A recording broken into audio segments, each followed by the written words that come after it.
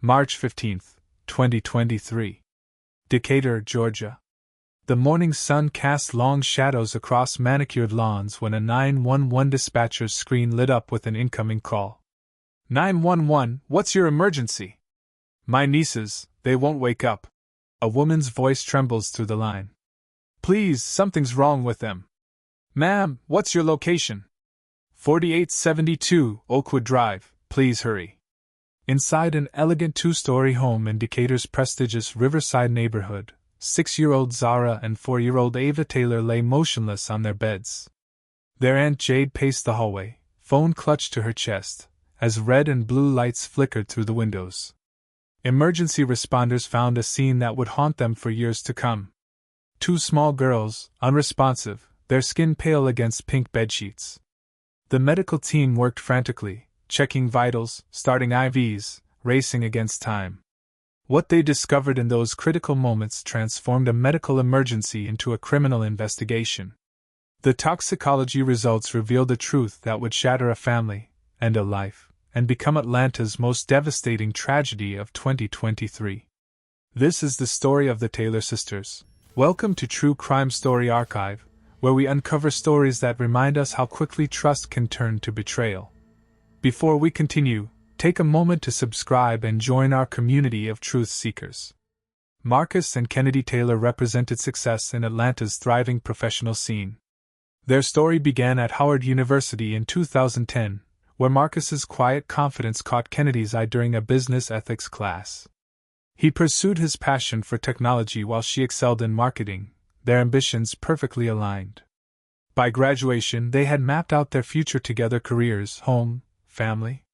Through dedication and talent, Marcus rose to become executive IT director at Horizon Technologies, transforming their digital infrastructure and earning recognition across the industry.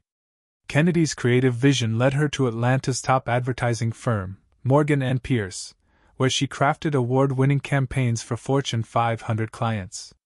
Their combined success allowed them to purchase a stunning 5-bedroom home in Decatur's exclusive Riverside neighborhood. 2016 brought their first daughter, Zara, a thoughtful child who inherited her father's analytical mind and her mother's natural grace. Teachers remarked how she would help struggling classmates during math lessons, showing patience beyond her years. In 2018, Ava joined the family, bringing an energy that lit up every room. Her infectious laugh became the soundtrack of their home. The sisters shared a special connection that touched everyone who knew them. Zara took her role as big sister seriously, teaching Ava to tie her shoes, helping her sound out words in storybooks. They created elaborate fantasy worlds together, turning their playroom into enchanted forests and fairy kingdoms. At night, they would often be found in the same bed, Zara reading stories to Ava until they both fell asleep. The divorce in 2022 surprised their social circle.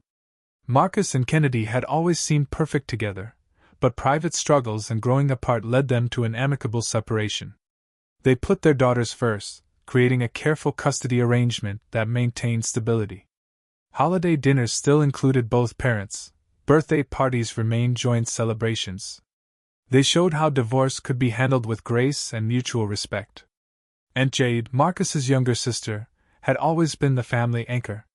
5 years younger than Marcus, she followed him to Atlanta after finishing her teaching degree. As a first-grade teacher at Riverside Elementary, she understood children in a way that made her an invaluable part of the girls' lives. Every Sunday, she hosted family dinners at her cozy bungalow, filling the house with the aroma of their grandmother's recipes. The girls adored their Aunt Jade. She was the one who taught Zara to ride a bike, who helped Ava overcome her fear of thunderstorms. When either girl had a bad day at school, they knew Aunt Jade's house was a safe haven, complete with homemade cookies and understanding talks. Devin Williams entered Jade's life at a colleague's wedding in early 2022. Their connection was instant. He charmed her with stories from his work as a pharmacy technician at Emory University Hospital, and she was drawn to his easy smile and confident manner. Within months, he moved into her bungalow, and the Sunday family dinners expanded to include him. Kennedy noticed subtle changes in these gatherings. Devin would sometimes grow quiet when the girls' energy filled the house, his smile tightening at their laughter. He made comments about children needing stricter discipline, about parents being too soft. Kennedy voiced her concerns to Marcus, but he dismissed them as natural adjustment pains. March 2023 brought a critical moment for Kennedy's career, an emergency marketing conference in Chicago. 3 days that could cement her position as the firm's next creative director. The timing couldn't have been worse. Marcus had a series of meetings with international clients, meetings that had taken months to arrange. Jade immediately offered her help. "I have spring break next week," she said during Sunday dinner. "The girls can stay with me. It's perfect timing." Devin nodded his agreement, though his eyes remained fixed on his plate. Kennedy hesitated, something in her gut warning her, but what reason did she have to refuse? Jade was family, a teacher, someone the girls trusted completely. The decision was made. Kennedy packed the girls' favorite pajamas, their stuffed animals, detailed instructions about allergies and bedtime routines. Zara promised to help Aunt Jade with Ava's nighttime fears. Ava clutched her mother's neck, not wanting to let go, but Kennedy had a plane to catch. "Be good for Aunt Jade," she said, kissing them goodbye. "Mommy will be back before you know it." She couldn't have known those would be the last words she would speak to both her daughters. The first day at Aunt Jade's house started like any other visit. Zara helped make pancakes for breakfast, carefully measuring ingredients while Ava decorated them with chocolate chips and strawberries. Devin left early for his hospital shift, his goodbye kiss to Jade noticeably brief. The morning passed peacefully with arts and crafts, but as afternoon approached, the girls' energy began to wear on Jade.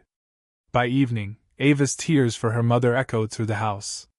Zara tried to comfort her sister, but nothing seemed to work. "I want Mommy," Ava sobbed, her words piercing through the walls. Devin returned home to find Jade exhausted, the living room scattered with toys, and dinner barely started. "This isn't what I signed up for," Devin muttered, retreating to their bedroom. Jade followed, leaving the girls with a movie. "They're just missing their parents," she defended, but Devin's expression hardened. "3 more days of this? You can barely handle one." The second day brought new challenges. Ava refused breakfast, crying for Kennedy. Zara became protective, challenging Jade's authority with a determination that reminded her too much of Marcus. Devin watched from the doorway, his jaw tightening with each screech and crash of toys. That evening, after the girls finally fell asleep, Devin approached Jade in the kitchen. "You know," he said, voice low and measured, "I have access to something that could make this easier." He described the medications he handled daily at the hospital pharmacy safe, gentle pills that could help the girls rest. Just enough to help them sleep through the night. "No one would know."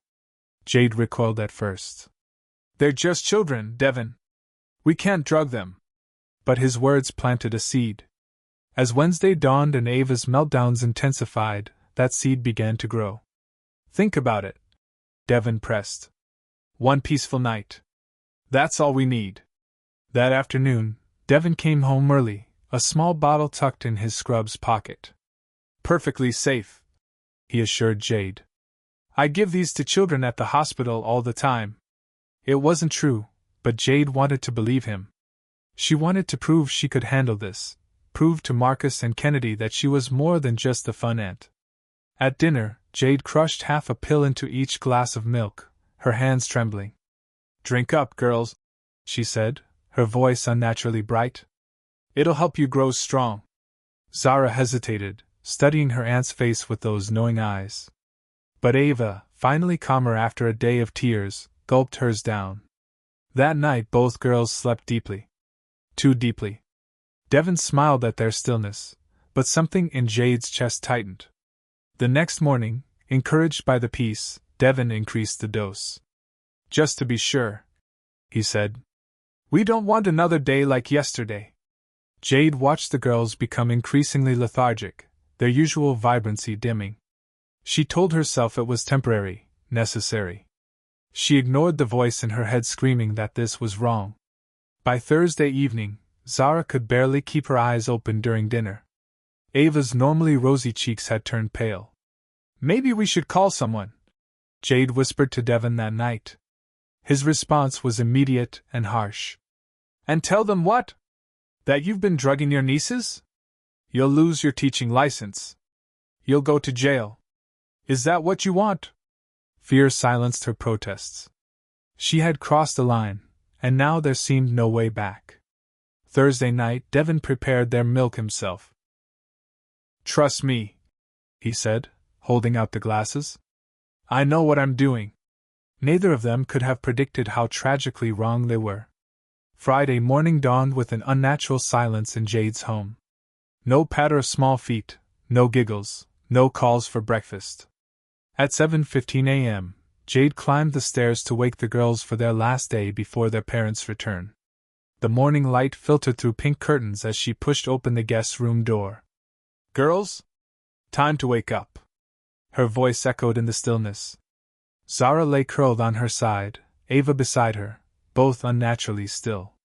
Jade's steps faltered as she approached the bed. Zara? Ava? She reached out, her hand trembling as she touched Zara's shoulder. The child's skin felt cool, her chest barely moving. Devin! Her scream shattered the morning quiet. Devin, something's wrong! She shook Ava gently, then more frantically. The little girl's head lolled lifelessly to the side, her lips tinged with blue. Devin appeared in the doorway, his face straining of color as he took in the scene. 7:23 a.m. The 911 call crackled through dispatch. Please, my nieces won't wake up. They're breathing but barely. Please hurry. The dispatcher's voice remained steady, guiding Jade through checking their vital signs while sirens wailed in the distance. Within 4 minutes, EMTs burst through the front door. The scene they encountered would haunt them for years to come. 2 small girls, barely breathing, their pulses dangerously weak. Suspected overdose. The lead paramedic radioed ahead to Emory University Hospital. Pediatric emergency, 2 victims, ages 4 and 6. In the emergency room, Dr. Sarachin took charge. Get me tox screens, CBC, and basic metabolic panel. Start oxygen and 4 fluids. The trauma bay erupted into controlled chaos. Nurses rushed to establish 4 lines while monitors beeped urgently. Zara's heart rate plummeted first, triggering a code blue. Beginning chest compressions. Dr. Chen's voice cut through the chaos. Push 1 of AP. Time seemed to stretch as they fought to restart Zara's heart. 1 minute. 2 minutes. 3. In the next bay, Ava's oxygen levels continued dropping despite maximum support. Detective Marcus Rodriguez arrived at 8:45 a.m., summoned by the hospital's suspicions of child endangerment. His trained eye noted Devin's nervous pacing, Jade's hysterical sobs, the way they avoided looking at each other. Before he could begin questioning them, the lab results arrived. Toxic levels of benzodiazepines and opiates, Dr. Chen reported, her voice tight with controlled anger. These children were given a lethal combination of medications. Rodriguez's hand moved to his badge as he approached Jade and Devin. We need to talk about what happened here. 9:17 a.m. Kennedy's plane had just landed in Atlanta when her phone lit up with missed calls. Marcus was already racing to the hospital from his office. They arrived within minutes of each other, their faces ashen as Dr. Chen met them in the family room. We did everything we could, she began, her professional demeanor cracking. Zara's heart stopped again at 9:02. We couldn't bring her back. Kennedy's scream echoed through the hallway as she collapsed into Marcus's arms. Ava is critical but stable. The next 24 hours will be crucial. Through the ICU window, they watched their surviving daughter, surrounded by machines and tubes. Their world had shattered in the space of a morning, trust betrayed in the most devastating way possible. In a small interview room downstairs, Detective Rodriguez was about to uncover the full horror of what had transpired in Aunt Jade's house. Detective Maya Johnson walked into interview room 3 at Atlanta Police Headquarters, her steps measured, her case file thick with preliminary reports. Jade Taylor sat alone, her teacher's badge still clipped to her blouse, hands shaking as she stared at the metal table. Tell me about Wednesday night, Johnson began, her voice calm but firm. When did you first notice something different about the girls? Jade's eyes darted to the door, then back to her hands. The story spilled out in fragments, tears streaming down her face. Meanwhile, across the precinct, Detective Carlos Ramirez examined security footage from Emory University Hospital's pharmacy. The timestamps told a damning story. March 15, 8:45 a.m. Devin Williams accessing the restricted medication cabinet. March 16, 9:15 a.m. another visit to the same cabinet. Each time, he left with something concealed in his scrubs. Hospital records revealed more discrepancies in inventory counts, specifically involving Xanax and oxycodone. Small amounts, easily overlooked in normal audits. The head pharmacist, Dr. Patricia Wong, provided a devastating statement. Williams had no authorization to handle those medications. His duties were strictly limited to non-controlled substances. The evidence mounted hour by hour. Devin's phone records showed frantic calls to a burner phone registered to a known drug dealer. Text messages between him and Jade painted a picture of escalating desperation. "They won't stop crying," Jade had written. "Just give them a little more," came his reply. "Trust me." Neighbors filled in crucial details. Sarah Martinez, living next door, reported hearing Ava's cries growing weaker each day. "By Thursday, I couldn't hear them playing anymore. The house was so quiet. I should have known something was wrong." The children's cups from Thursday night tested positive for multiple substances. Devin's fingerprints covered the bottles found hidden in their bedroom closet. Each pill, each drop, traced back to his access at the hospital pharmacy. But it was Jade's confession that broke the case wide open. 18 hours into the investigation, her carefully constructed walls crumbled. "I just wanted them to sleep," she sobbed. "Devin said it was safe. He promised. I never meant." She described crushing pills into milk, watching the powder dissolve, trying to ignore her conscience screaming in protest. The first night, they just slept peacefully. But Devin said we needed more. He said they'd get upset again if we stopped. I knew it was wrong, but I was afraid. Afraid of failing, afraid of him, afraid of everyone knowing I couldn't handle it. The timeline emerged through her tears. Wednesday, half doses to help them rest.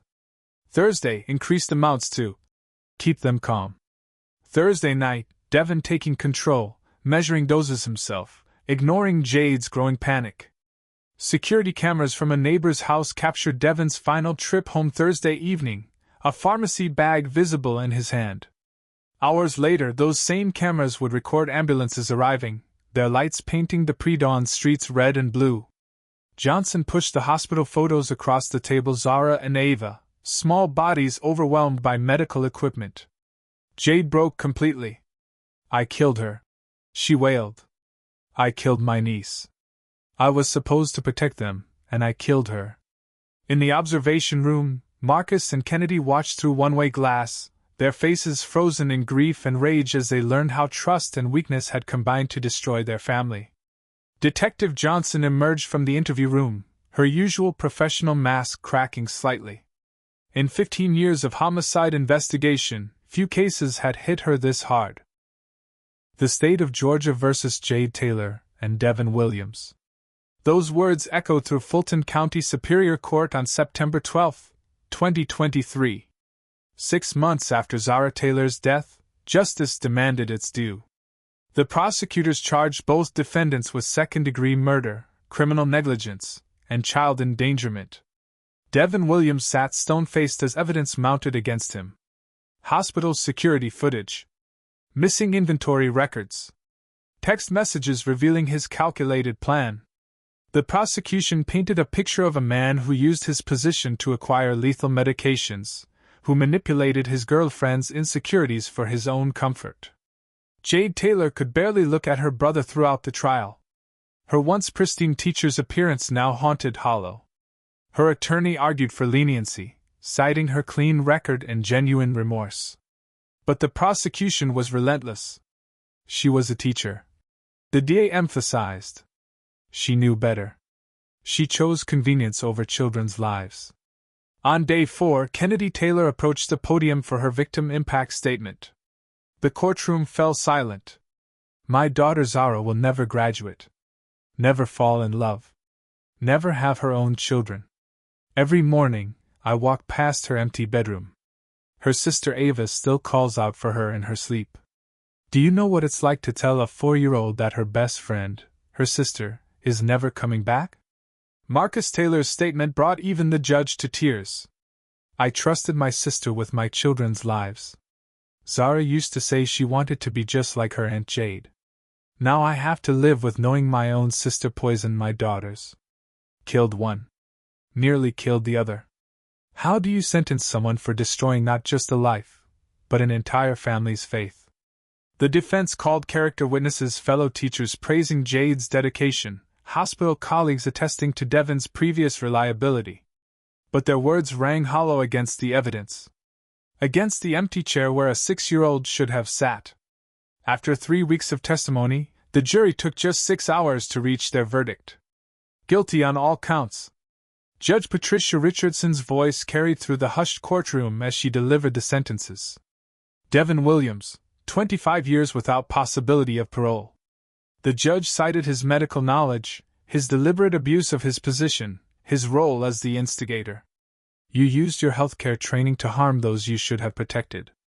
Jade Taylor, 15 years, with possibility of parole after 12. Your remorse is evident, Judge Richardson noted, but your actions betrayed the most sacred trust that between family members, between teacher and child. Outside the courthouse, the community gathered. Teachers from Riverside Elementary held candles. Parents hugged their children tighter. Local pharmacy boards announced stricter controls on medication access. The Taylor case had exposed vulnerabilities no one wanted to acknowledge. Ava, now 5, remained in therapy, working through traumas no child should endure. The media respected the family's privacy, but Kennedy's blog post about forgiveness and healing went viral. Justice doesn't bring back our daughter, she wrote. But maybe our story can prevent another family's tragedy. Today, Ava Taylor attends first grade at a new school across town, away from the memories of Riverside Elementary where her aunt once taught. Her recovery proved both miraculous and heart-wrenching.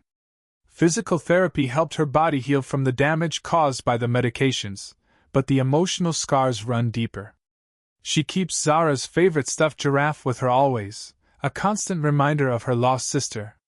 Kennedy and Marcus moved to a smaller home in Brookhaven, unable to face the empty bedroom in their Decatur house. They restructured their work schedules, ensuring one parent remains home at all times. Trust, once given freely, now comes with careful consideration. The family never hired another babysitter. Dr. Rachel Thompson, leading child psychologist at Emory University, worked closely with Ava. Children who experience trauma at this age often struggle with abandonment issues. Ava's case is particularly complex because the betrayal came from someone she loved and trusted. Her resilience, however, is remarkable. The ripple effects spread through Atlanta's childcare community. Daycare centers implemented stricter background checks, extending them to all household members where in-home care was provided. The state medical board revised policies on pharmacy access, installing additional security measures and surveillance systems. Local churches and community centers established emergency childcare networks, providing vetted, safe options for working parents. The Taylor case sparked uncomfortable but necessary conversations about family trust and the pressures placed on caregivers. Marcus channeled his grief into action, establishing the Zara Taylor Foundation. The organization provides support for families needing emergency childcare and advocates for stronger safety protocols in childcare settings. Their annual scholarship helps children of working parents attend accredited after-school programs. Kennedy's raw blog posts about their healing journey resonated nationwide. Some days Ava asks about heaven. She wrote. She wants to know if Zara can see her dancing, if she's proud of her new achievements. How do you explain to a child that her protector became her greatest danger? The Atlanta Journal-Constitution reported significant changes in local parenting dynamics. Extended family members underwent voluntary background checks. parents established more open communication channels about childcare challenges. The silence around caregiver stress broke, replaced by community support systems. Dr. James Morrison, family trauma specialist, observed, "The Taylor case forced us to confront uncomfortable truths about family trust. It's not enough to assume blood relation equals safety. We must create environments where caregivers can admit feeling overwhelmed before tragedy strikes."